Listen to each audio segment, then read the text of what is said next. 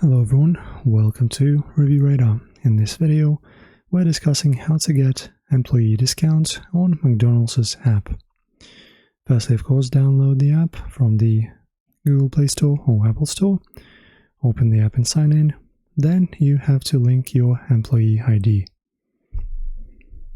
In the app, go to the settings or profile settings. Look for an option labeled Employee Discount or Link Employee ID. Enter your ID to verify your information.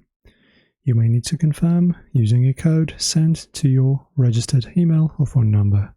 After that, activate your discount. Once your employee ID is linked, the app will automatically apply the employee discount to eligible purchases.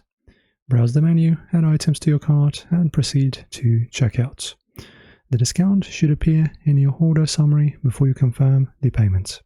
Also, ensure that the discount is valid for the items you're purchasing. A small note to end the video: employee discounts are a privilege and should be used only for personal orders, as outlined in McDonald's policies. Misuse may lead to disciplinary actions. Thank you for watching, guys. Hopefully this helps you. Good luck, enjoy your discounts, and I'll see you in the next one.